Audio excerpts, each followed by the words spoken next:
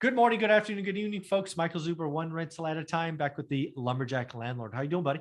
I'm doing super awesome. We've talked about some pretty important stuff in the last two segments. Yeah, we talked about inflation. I had a little bit of a rant that got us both going, and then we talked about an SEC notice that should make a lot of Wall Street firms pucker up. I actually pulled up the article so you can all go see it. But this might be the most important video of the day. You have a relationship, and you just did about a 60-minute interview with the one and only Uneducated Economist. Yeah. I really like him. I actually watch his stuff probably 3-4 days a week. I think he's just got it down. Love the fuzzy dice, love the stick. So I love everything about him. So it seems like you've got a good relationship. Why don't you talk about it? And then I have a couple of highlights from the discussion I thought we could dive into. Sure. Yeah. I mean, Simon's a great guy, Uneducated Economist. Fast growing channel. I think he's coming up on 100,000 subs. But it's because people, listen to what he's saying, right? I mean, It's just, and so good for him. He's a self-taught economist. And so I always like, guys that have kind of lived through it and kind of figured it out and saw how it applied to their lives. One of the other interesting things about, Simon, excuse me, is that he actually works at a lumberyard. That's amazing. And so it's awesome because he does like a lumber update. And that was something that his lumber update I watched incessantly. Like that was the one thing that I could not miss. And I watched 3-4 days a week of his topics. I think he's really dialed in. I think he is the everyman. Yeah. And I mean that in the most respectful way. I think that he, in the real life of things, in supply chain, I think he's just really dialed in. I think he's a super sharp guy. Yeah, I think he's very sharp, self-taught. I like how his mind works. Yeah. He's able to tie things together and communicate it in ways that very few people can. So very much. Yep. Count me a huge fan.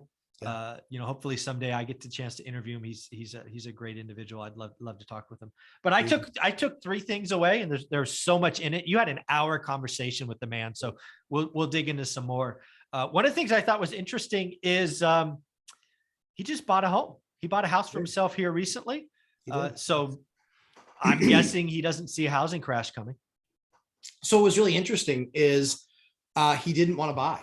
Oh, okay. He didn't want to buy. He's like, I don't want to buy. He didn't want to buy. And so what was really interesting was it's just a great story. I mean, he lost his house in the Great Recession, lost his house in the Great Recession, just bought. Meaning foreclosed. Foreclosed. Yep.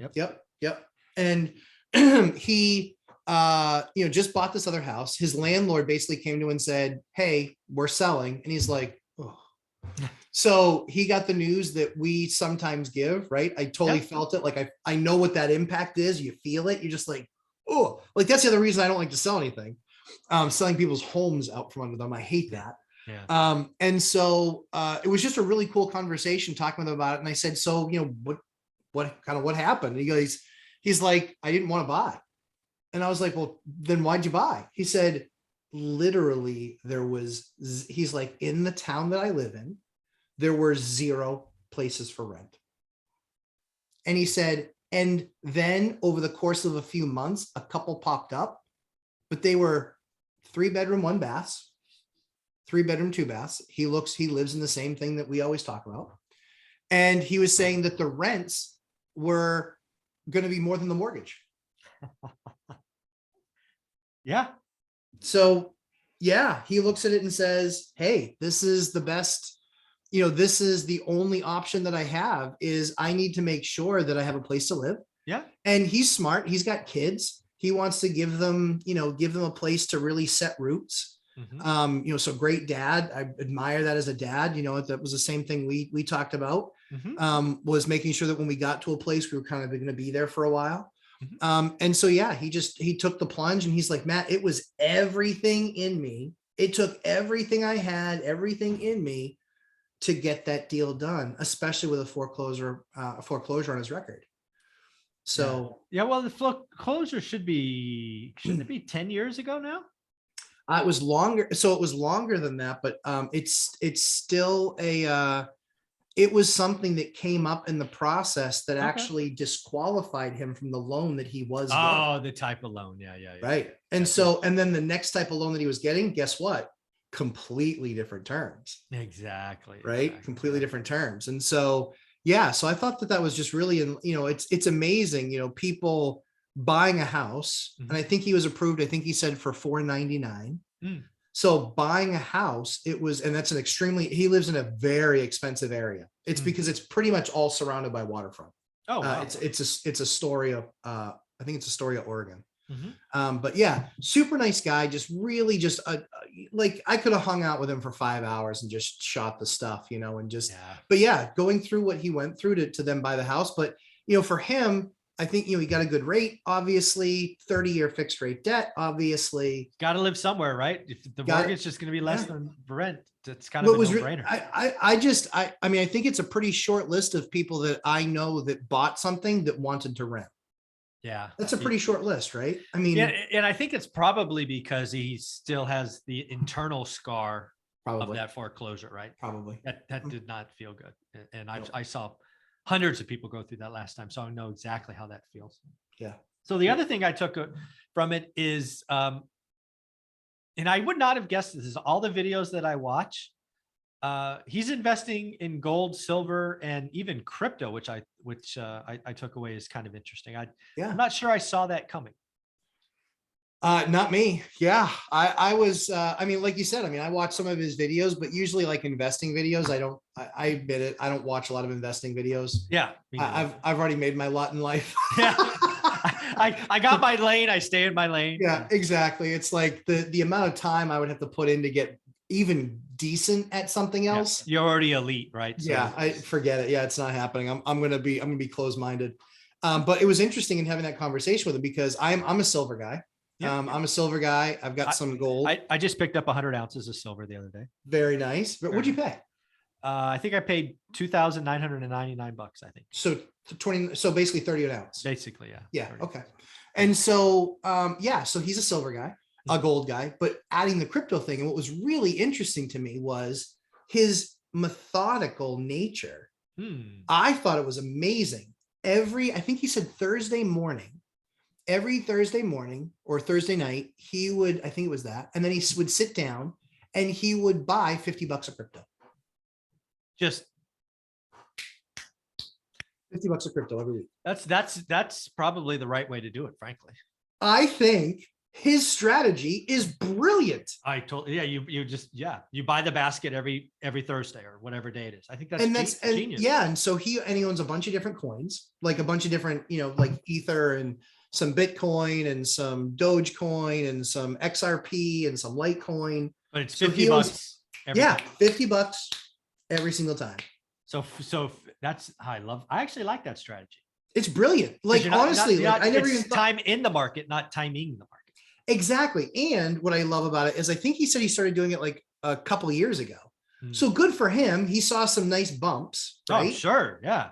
But he's putting this $50 in. And so I'm just sitting there going, geez, like with money that I have extra from like whatever, laundry machines, whatever. Yeah. Quarters from laundry. Yeah. Right. Exactly. Imagine just turning that into crypto every week.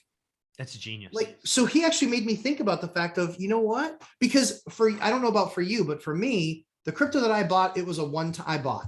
Yeah. Like I bought crypto. Yeah. I bought in 3 tranches, but yeah. I could make it a weekly or monthly thing. I think I bought in one, and then NFTs I bought in over the course of like 2 or 3 months. Okay. From a specific NFT creator that I think has some staying power. It's a company called Autograph. They sign up the biggest athletes out there. Okay. And it's in all different sports. And it's actually, the other thing I like about it is the exchange, the marketplace is actually on DraftKings. So for me, it's a public company with the marketplace. And it's another company that's actually contracting directly with the athletes. So for me, that was based on my feeling and research and what I knew about NFTs and what I taught myself about NFTs, that to me felt like, okay, I like, this is the lane I like to be in.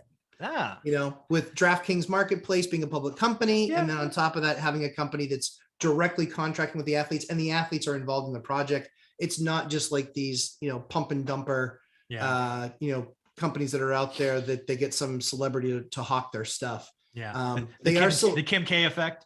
Yeah, exactly. And the millions of others. I mean, watch Oh, Spencer yeah. Cornelia for a Saturday. It'll blow your mind. Yeah. But yeah, so I mean, Simon's so I love the strategy. I think he's actually got me considering, hey, on a once a week basis, buy a little bucket. Like it's, like completely inconsequential. I couldn't call myself an investor. No, it's just because it's the numbers so infinitesimally small, but it's just a way to get access or at least mildly participate.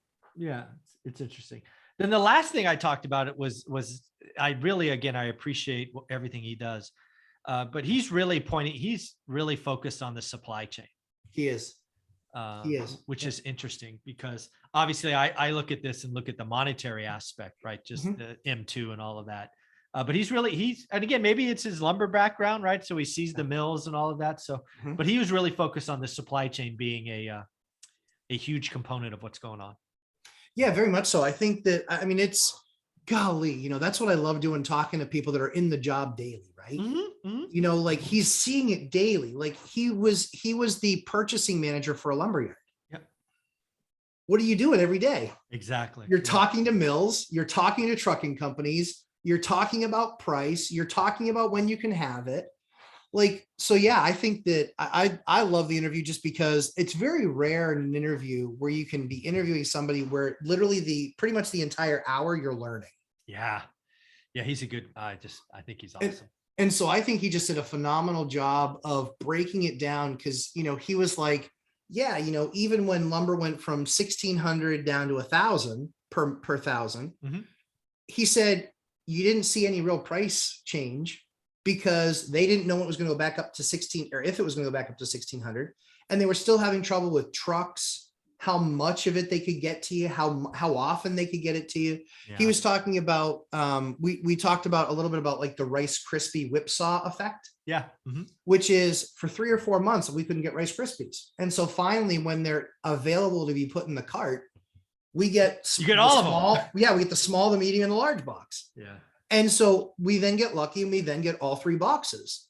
But now in 30 days, I'm not going to be needing to buy, well, I probably will be.